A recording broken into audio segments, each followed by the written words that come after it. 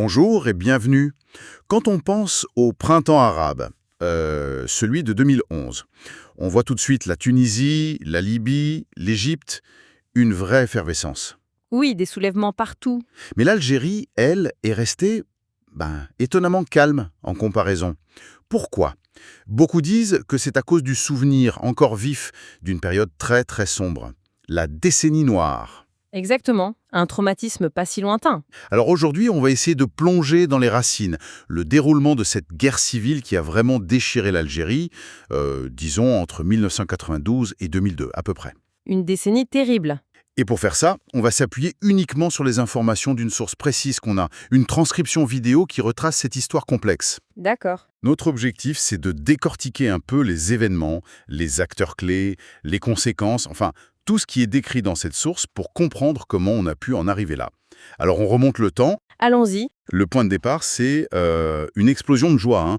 Le 5 juillet 1962, l'Algérie indépendante, après plus de 130 ans de colonisation française. C'est l'aboutissement d'une lutte longue et douloureuse. On imagine les célébrations des millions de gens dans les rues pendant des jours. Une libération portée par qui, principalement? Eh bien, par le FLN, le Front de Libération Nationale.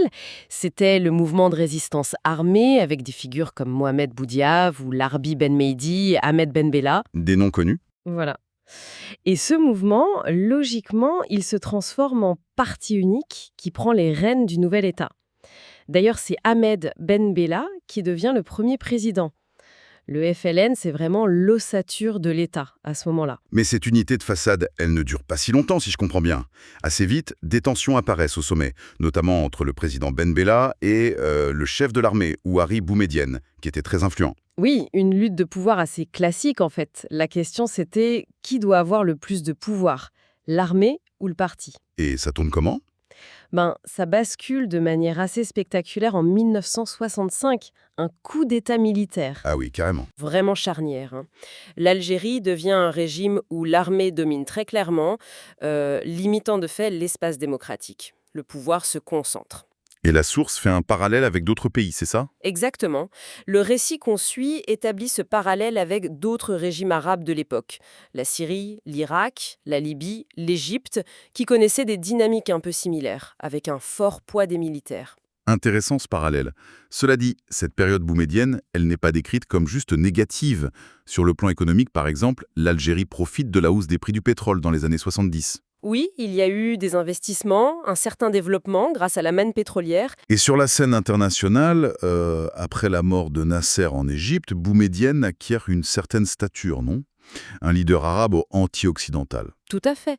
Il gagne en prestige. Il devient une figure importante du non-alignement, ce qui lui donne une popularité assez forte en Algérie. Et dans le monde arabe, il y a une forme de stabilité, de fierté nationale retrouvée aussi. Mais cette ère, elle s'arrête comment? Assez brutalement, en 1978. Boumedienne meurt soudainement d'une maladie rare.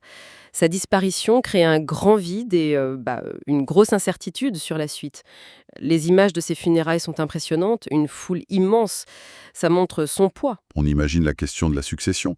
Des noms devaient circuler comme Abdelaziz Bouteflika, déjà à l'époque. Oui, Bouteflika ou Mohamed Salah Yayaoui, aussi d'après d'autres contextes, même si la source ne précise pas ce dernier nom. On s'attendait à une lutte interne. Et pourtant, c'est un quasi-inconnu qui est choisi. Chadli Benjidid. Pourquoi lui? C'est surprenant. Alors, l'analyse proposée dans notre source lie ce choix au contexte de la fin des années 70. Chadli, c'est un militaire de carrière, issu de la guerre de libération, mais il est perçu comme politiquement assez terne, sans idéologie très marquée, sans grand charisme. Un choix par défaut, en quelque sorte? Peut-être un choix délibéré, justement. On est en pleine période de la Sarwa Islamia, le réveil islamique. Ça bouge beaucoup, les frères musulmans montent en puissance, des jeunes Algériens partent combattre en Afghanistan, il y a eu la révolution islamique en Iran juste après. Ah oui, le contexte est important. Très important. Et dans ce climat, les décideurs algériens, l'armée, le parti, auraient cherché un profil jugé neutre. Ni trop à gauche, ni nationaliste arabe trop affirmé, ni islamiste déclaré. L'idée, c'était sans doute d'éviter d'attiser les divisions dans une société algérienne qui restait majoritairement musulmane et assez conservatrice. Maintenir un équilibre fragile, quoi. un équilibre qui va vite être secoué quand même. Dès le début des années 80, Chadli fait face à des contestations. D'abord, il y a les revendications berbères, Amazigh, en 1980. La question identitaire. Le printemps berbère, oui. Une affirmation culturelle et linguistique forte. Et puis, fin 1982, des manifestations islamistes qui réclament un État moins laïque, plus de lois islamiques. C'est ça, des demandes pour une application plus stricte de la charia, une remise en cause de certains aspects de la société jugés trop occidentalisés. Et la réponse du pouvoir, à chaque fois, c'est quoi? La répression, arrestation, dissolution de mouvements, la ligne est dure. Et comme si ça ne suffisait pas sur le plan politique et social, arrive le coup de grâce économique. 1986, le contre-choc pétrolier. Ah oui, la chute brutale des prix du baril. Et pour l'Algérie, qui dépend, d'après les chiffres de la source, à 70% de ses hydrocarbures, c'est la catastrophe. Absolument. Les conséquences sociales sont immédiates et dramatiques. Les prix des produits de base flambent, le chômage explose, surtout chez les jeunes, qui sont très nombreux. L'État lui-même se retrouve en quasi-faillite en 1988. La cocotte minute sociale est sous pression maximale. Et elle explose. Octobre 1988. Des manifestations éclatent. Au début, c'est pour le pain, le travail, les conditions de vie. Oui, des revendications purement économiques et sociales au départ. Mais très vite, ça devient politique. On entend « Chadli dégage ». Il y a des actes de violence, des magasins pillés, des bâtiments officiels incendiés. C'est une vraie émeute urbaine. Oui, une explosion de colère qui dépasse les revendications initiales. Et la réaction des forces de l'ordre? Elle est d'une violence inouïe, selon le récit. On parle d'arrestations massives par milliers, mais surtout de tirs à balles réelles sur les manifestants. Des tirs à balles réelles? Oui, le bilan mentionné dans la source est terrible. Environ 500 morts en juste une semaine. C'est un traumatisme énorme pour le pays. Face à ce bain de sang, Chadli doit réagir. Il intervient, il appelle au calme, mais il sent bien que la répression seule ne marchera plus. Il promet des réformes. Des réformes économiques, bien sûr, mais surtout, et c'est majeur, des réformes politiques. Il annonce la fin du système de parti unique du FLN. C'est énorme, ça. C'est une tentative d'ouverture un peu forcée par la rue et la crise, mais une ouverture quand même. Et la première étape concrète de cette ouverture, ce sont des élections municipales en 1990.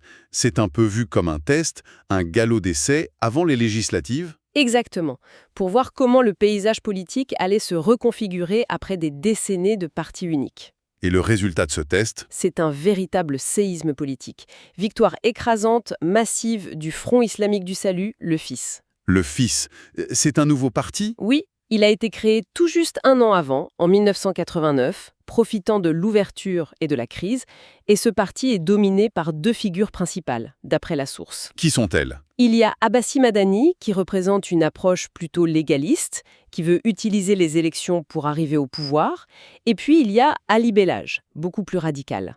Radical comment? Lui, il prône ouvertement l'instauration d'un État islamique par tous les moyens, y compris la force si nécessaire. Ses discours, décrits comme incendiaires, visent directement l'armée, le système en place, mais leur objectif final est le même, changer radicalement la nature de l'État algérien. Un duo avec des stratégies différentes, mais un but commun. C'est ça. Et il faut aussi replacer ça dans le contexte international du début des années 90. C'est important. C'est-à-dire?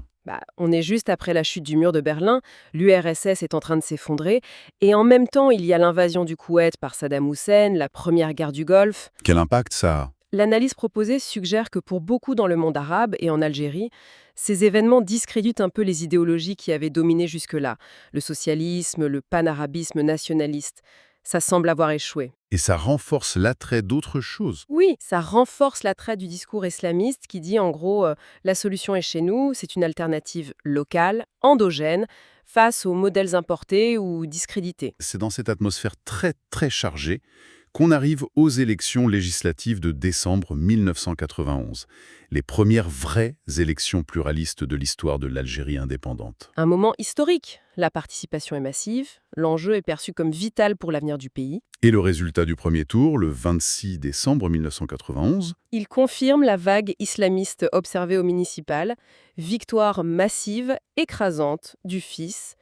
C'était quelque part attendu vu les municipales, Mais l'ampleur du succès provoque quand même un choc immense au sein du pouvoir. Le pouvoir, c'est-à-dire l'armée, le FLN? Oui, l'establishment militaro-politique qui tenait le pays depuis l'indépendance. Et leur réaction face à cette victoire du fils? Elle est immédiate et brutale. Ils refusent ce verdict des urnes. Ils refusent? Mais sur quelle base? Les arguments avancés, tels que rapportés, sont la peur d'une exploitation des émotions du peuple et surtout le risque de voir l'Algérie se transformer en un autre Afghanistan. La crainte d'un régime islamiste radical. Et donc, concrètement? La décision tombe. Le second tour, qui était prévu en janvier 1992 et qui aurait probablement confirmé la majorité absolue du fils, est purement et simplement annulé. C'est un coup d'arrêt brutal au processus démocratique. Absolument. C'est perçu comme un coup d'État institutionnel par beaucoup. Quelle est la conséquence immédiate au sommet de l'État? Le président Chadli, qui avait quand même initié et promis cette démocratisation, se sent complètement désavoué. Il démissionne. Il jette l'éponge. Oui, et pour gérer la crise, l'armée rappelle alors une figure historique du FLN qui était en exil, Mohamed Boudiaf. Il est nommé président. C'est un retour censé rassurer une partie de l'opinion, incarner une certaine légitimité historique. Mais pour le fils? Pour le fils, évidemment, c'est la fureur totale. Il dénonce un coup d'État militaire, il qualifie Boudiaf de président illégitime imposé par l'armée. Et ils appellent à quoi? Ils appellent à la désobéissance civile, aux manifestations massives pour protester contre l'annulation des élections. La tension monte d'un cran, elle devient extrême. Et on imagine que ça ne reste pas pacifique longtemps. Très vite, la situation dégénère sur le terrain, les manifestations tournent à l'affrontement avec les forces de l'ordre, et le récit qu'on suit mentionne des appels attribués au fils qui incitent à s'en prendre directement à l'armée, au symbole de l'État. La violence monte encore. Oui, et février 1992 marque un point de bascule vraiment tragique. Un groupe de jeunes, qui sont présentés dans la source comme liés au fils, attaque un poste militaire. Une attaque armée? Oui. Des soldats sont tués, le récit mentionne même des décapitations. C'est un choc terrible, une brutalité nouvelle. Le conflit change complètement de nature à ce moment-là. Ce n'est plus seulement politique, ça devient une lutte armée d'une violence extrême. Et la réponse de l'État face à ça? Elle est immédiate et très forte. L'état d'urgence est proclamé sur tout le territoire, le parti fils est officiellement interdit, dissous, et ses principaux leaders, Abbassi Madani et Ali Balaj, sont arrêtés. C'est le point de non-retour, là. On peut dire ça, oui. La rupture est consommée. Et c'est à ce moment-là que les groupes armés s'organisent. Exactement. C'est là qu'émergent les groupes armés plus structurés, les fameux Afghans algériens. Ces vétérans qui avaient combattu les soviétiques en Afghanistan et qui sont rentrés au pays jouent un rôle clé avec leur expérience militaire. Ils forment quoi comme groupe? Le plus connu et le plus radical, c'est le GIA, le groupe islamique armé. Il se forme à ce moment-là, c'est un amalgame de ces vétérans afghans et de membres du fils qui sont passés à la clandestinité après l'introduction du parti. Et ils font quoi? Ils prennent le maquis, c'est-à-dire qu'ils se réfugient dans les zones difficiles d'accès, les montagnes, les campagnes, surtout dans le nord du pays. Et de là, ils commencent à lancer des opérations armées, des attaques contre les forces de sécurité, les représentants de l'État. C'est le début officiel de la guerre civile. La décennie noire commence vraiment. Le tableau qui est décrit ensuite, c'est celui d'un pays qui sombre dans le chaos. L'État perd le contrôle de certaines régions, c'est ça, hein? Des infrastructures sont détruites. Oui, il y a des zones où l'autorité de l'État recule fortement. Des routes coupées, des villages isolés. La peur s'installe partout, dans les villes comme dans les campagnes. Et le conflit, il reste purement algérien, où il y a des influences extérieures. Alors, selon les accusations de l'armée algérienne, qui sont rapportées dans la source, il y aurait une dimension extérieure. L'Iran et le Soudan sont accusés à l'époque de fournir un soutien financier et matériel aux groupes islamistes. Et d'autres acteurs. Al-Qaïda, en Afghanistan, est aussi mentionné comme fournissant des combattants étrangers ou des formateurs pour entraîner les maquisards algériens. Et puis, il y a toute la question de la contrebande d'armes. Via les frontières? Oui, via les immenses frontières désertiques du Sud, avec le Mali, le Niger. C'est une zone très difficile à contrôler, surtout pour une armée qui est déjà mobilisée sur le front intérieur dans le Nord. Ça facilite l'approvisionnement des groupes armés. Et cette violence, elle prend quelle forme? On a parlé d'attaques contre l'armée, mais il y a autre chose. Oui, et c'est ça qui est particulièrement terrifiant. Il y a une vague d'assassinats ciblés qui frappe des personnalités de tous horizons. Comme qui, par exemple? Le président Boudiaf lui-même est assassiné en juin 1992, quelques mois seulement après son retour. L'ancien Premier ministre Kasdi Merba, qui avait aussi été chef des services secrets, est tué. Mais ça ne touche pas que les politiques. Qui d'autre? Ça touche aussi beaucoup la société civile, des intellectuels, des universitaires, des journalistes. Tahar Djaout, par exemple, écrivain et journaliste francophone, est assassiné. Et même des artistes. Des artistes? Oui, l'assassinat qui a énormément marqué les esprits, c'est celui du chanteur de raï Cheb Hasni en 1994. Il était extrêmement populaire, surtout auprès des jeunes. Pourquoi lui? Pour le GA, qui a revendiqué, il représentait la corruption morale, l'occidentalisation, la musique impie. Mais pour énormément d'Algériens, Hasni, c'était un symbole de la joie de vivre, d'une certaine liberté, de la jeunesse. Sa mort a été un choc terrible, vraiment. Ça montre comment la culture elle-même est devenue un champ de bataille. C'est sidérant. Et au-delà des assassinats ciblés? Il y a l'horreur absolue, les massacres de civils à grande échelle. Des massacres? Oui, des tueries de masse dans des villages isolés, parfois des familles entières décimées. Le JA est particulièrement pointé du doigt par la source pour ces actes barbares. L'objectif était clairement de terroriser la population, de la punir pour son manque de soutien supposé ou de faire pression sur le pouvoir. C'est inimaginable. Et la population civile se retrouve prise en l'étau? Complètement.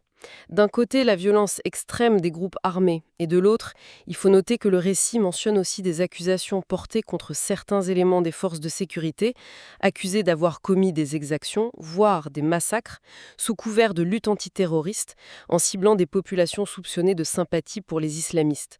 La population est vraiment prise entre deux feux. Dans cette spirale infernale, est-ce qu'il y a eu des tentatives pour arrêter l'hémorragie? Des offres de dialogue, de paix? Oui, il y a eu des tentatives, des initiatives. La source évoque notamment une offre d'amnistie qui a été faite par le président de l'époque, Liamine Zeroual, même si son nom n'est pas explicitement cité ici. Une amnistie pour qui? Pour les combattants qui accepteraient de déposer les armes, de renoncer à la violence, une sorte de politique de la main tendue. Et ça a marché? À ce moment-là, au cœur de la violence la plus dure, au milieu des années 90, cette offre a été largement ignorée, voire rejetée par les groupes armés les plus radicaux, comme le JA.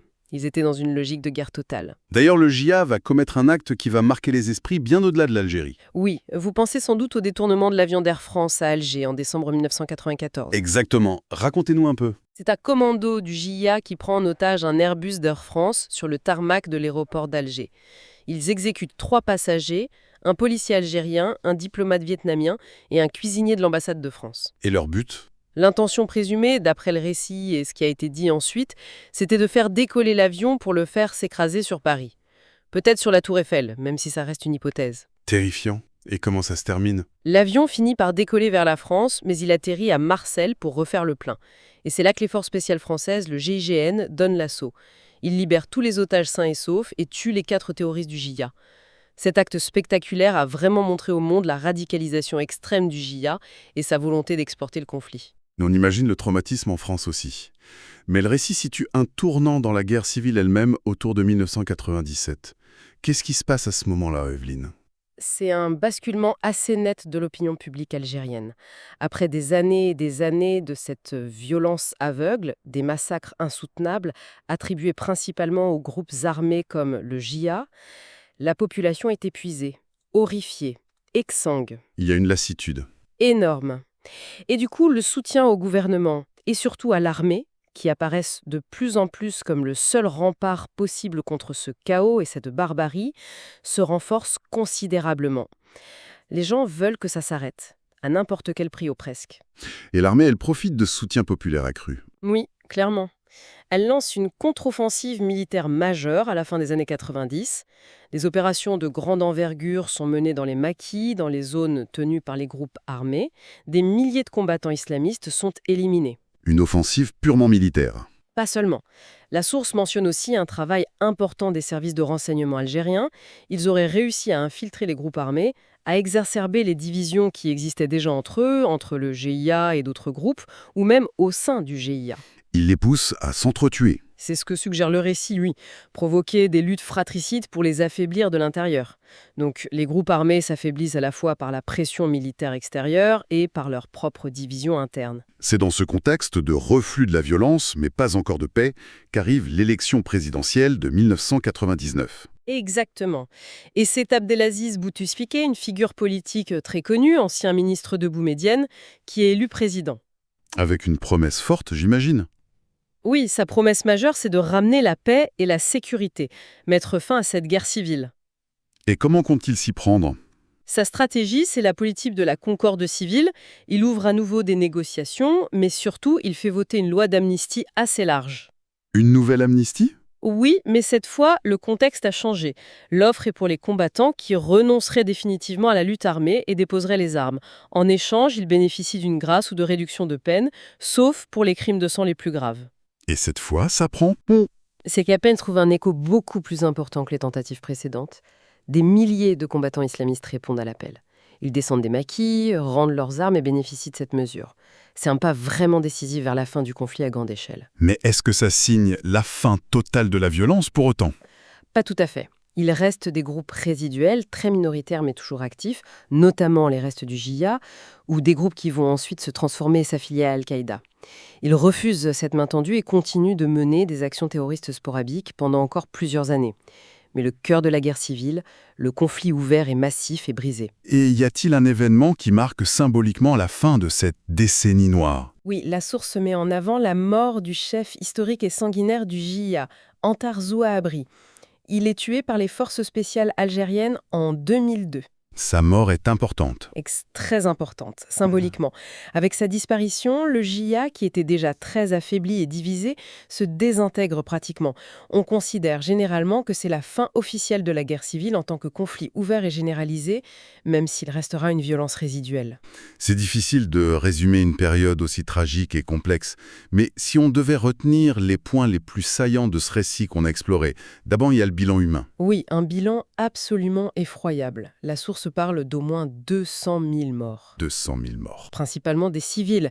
Il faut ajouter à ça plus de 10 000 disparus dont on n'a jamais retrouvé la trace, des milliers de victimes de torture, des deux côtés d'ailleurs, et puis cette hécatombe ciblée dont on a parlé, intellectuels, journalistes, artistes. Une perte immense pour le pays. Ensuite, ce qui ressort, c'est l'interaction très complexe des facteurs qui ont mené à ça. Ce n'est pas une seule cause.